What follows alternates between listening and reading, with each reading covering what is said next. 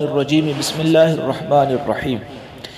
اللہ تعالیٰ کی اطاعت کا مفہوم سماعت فرمائیے۔ اللہ تعالیٰ کی اطاعت کا مفہوم تمام بھلائیوں کو حاصل کر لینا ہے۔ پروردگار عالم نے قرآن مجید فرقان حمید میں بہت سی آیات مبارکہ میں لوگوں کو اطاعت الہی کی ترغیب دی ہے، اور اسی مقصد کی غرض سے انبیاء کرام سلام اللہ تعالی علیہم اجمعین کو مبعوث فرمایا ہے، تاکہ لوگوں کو نفسانی خواہشات کے اندھیروں سے نکال کر اللہ رب العزت کی معرفت کا نور دکھائیں، تاکہ وہ آخرت میں اس کی جنت کی نعمتوں سے بہرہ مند ہوں جو صالحین کے لیے تیار کر رکھی ہے۔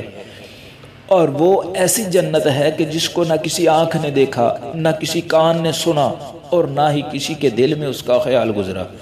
اللہ تعالیٰ نے لوگوں کو بے مقصد پیدا نہیں کیا ہے، بلکہ اس کے لیے پیدا کیا ہے کہ گناہ گاروں کو ان کے گناہوں کی سزا ملے اور نیکوکاروں کو ان کی نیکیوں کا اجر ملے۔ پروردگار عالم لوگوں کی عبادت سے بے نیاز ہیں۔ لوگوں کے گناہ نہ اسے نقصان پہنچاتے ہیں اور نہ ہی اس کے کمالات میں کوئی عیب واقع ہوتا ہے۔ اگر مخلوق پروردگار عالم کی عبادت نہ بھی کرے تو پھر بھی بارگاہ الہی میں ایسے ملائکہ ہیں جو شب و روز، جو دن اور رات پروردگار عالم کی حمد و ثنا میں مشغول رہتے ہیں، اور ان کو کبھی تھکاوٹ بھی نہیں ہوتی۔ جس کسی نے بھلائی کی اس نے اپنے لیے کی، اور جس نے برائی کی اس کا عذاب اسے بھگتنا پڑے گا۔ اللہ تعالیٰ غنی ہے اور تم اور ہم محتاج ہیں۔ ہر دانش مند بخوبی جانتا ہے کہ یہ اطاعت کس پر سب سے زیادہ فرض ہے۔ انسان کو اس ذات کی طرف زیادہ متوجہ ہونا چاہیے اور اس کی رحمت کا طلبگار رہے، اس کی نعمتوں کا شکر گزار ہو کہ اس کی اطاعت کر کے خود کو اس کے دوستوں میں شمار کرائے۔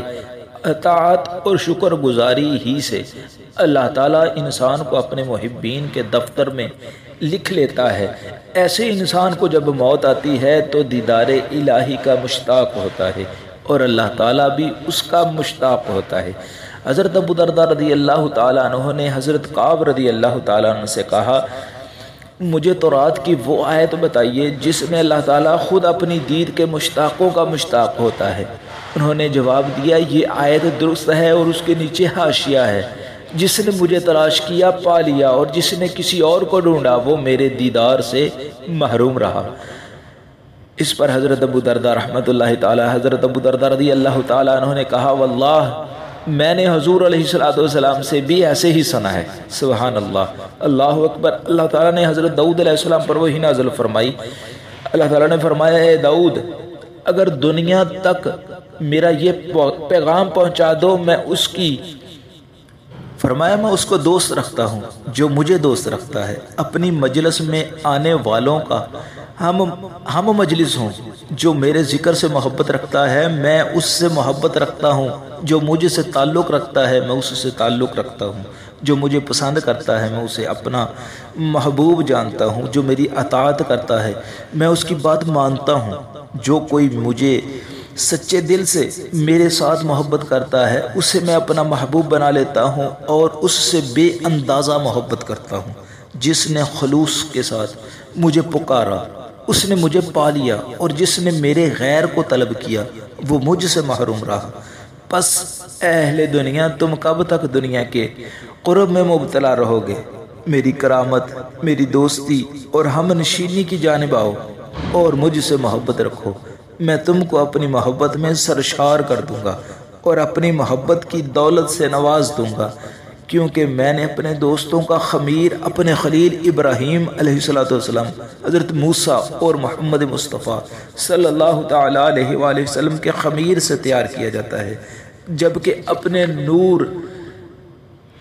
نور سے ان کی روحیں اور اپنے جمال سے ان کی نعمتوں کی تخلیق کی ہے۔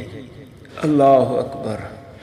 اللہ تعالیٰ نے ہمارے لیے کتنے آسان ترین رستے کھول رکھے ہیں۔